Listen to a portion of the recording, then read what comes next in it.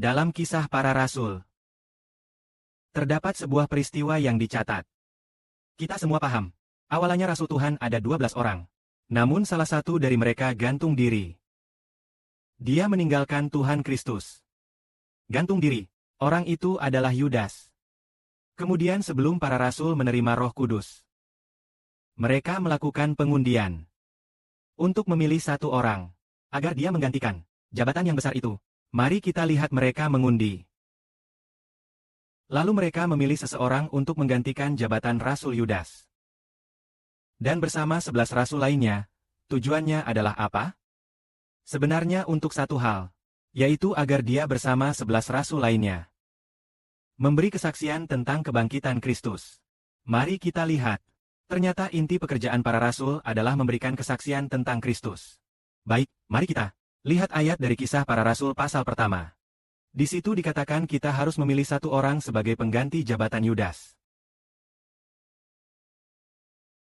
agar dia bersama kami memberikan kesaksian tentang kebangkitan Yesus.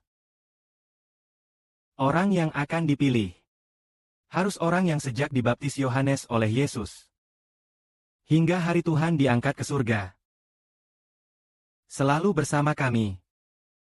Maksudnya memilih satu orang untuk memberikan kesaksian tentang Kristus. Jadi, orang yang dipilih untuk Tuhan.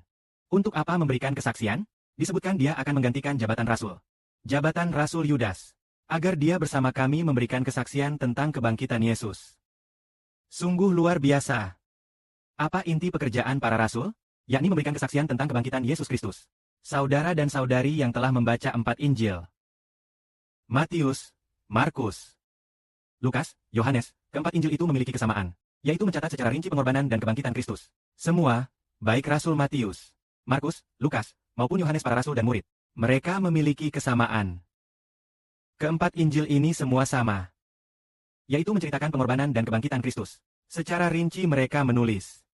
Hari ini saat kita membaca Kisah Para Rasul di sini, dikatakan, 12 rasul itu cukup. Tetapi sekarang hanya ada 11, karena ada 12. Jadi harus memilih seorang rasul, melambangkan 12 rasul, untuk memberikan kesaksian resmi tentang kebangkitan Tuhan kita Kristus. Orang yang dipilih itu harus memenuhi syarat. Harus orang yang sejak dibaptis Yesus di Sungai Yordan oleh Yohanes, hingga Kristus bangkit dan menyerahkan nyawanya. Orang itu harus terus bersama Kristus sampai kebangkitan. Orang itu benar-benar menyaksikan pengorbanan Tuhan, menyaksikan kebangkitan Tuhan secara langsung.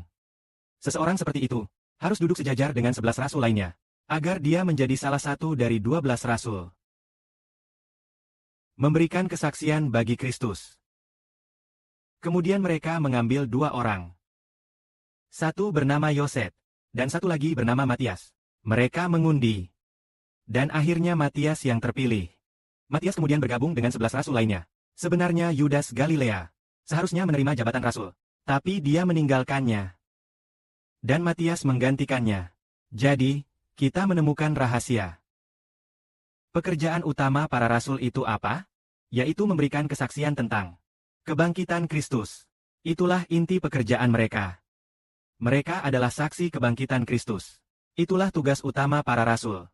Memberi kesaksian tentang kebangkitan Kristus. Jadi membuktikan kebangkitan Yesus membuktikan apa? Itu membuktikan Yesus adalah Putra Allah. Saudara-saudara, kita tahu mengapa kita percaya pada Yesus? Itu untuk sebuah harapan, yaitu kebangkitan. Harapan utama dan paling inti dari Yesus yang kudus. Semua kemuliaan dan kehormatan itu penting. Namun jika tidak ada kebangkitan, semua itu sia-sia, kosong, maka harapan utama dan paling inti kita percaya pada Yesus adalah kebangkitan. Jadi jika Kristus sudah bangkit, maka kita yang percaya padanya pasti juga akan bangkit. Kristus sudah bangkit, Yesus sudah bangkit, juga membuktikan bahwa ia adalah Putra Allah. Dan juga membuktikan bahwa ia sendiri menyaksikan kebangkitan pribadi itu nyata. Lalu selanjutnya, dipilih seorang rasul untuk menggantikan Yudas, bersama-sama menjadi saksi kebangkitan Kristus. Luar biasa, Injil Tuhan Kristus adalah kebangkitan dari kematian. Hal ini adalah Injil, yaitu ia mengorbankan nyawanya untuk menebus dosa kita. Kebangkitan adalah supaya kita menerima Roh Kudus dari Dia. Jika Dia saja tidak mengorbankan nyawanya, kita tak mungkin diampuni. Jika Dia tidak bangkit, kita tidak mungkin menerima Roh Kudus. Baik dia mati ataupun hidup. Semua itu untuk kita, mati dan hidup bagi kita. Kemuliaan bagi Tuhan. Amin.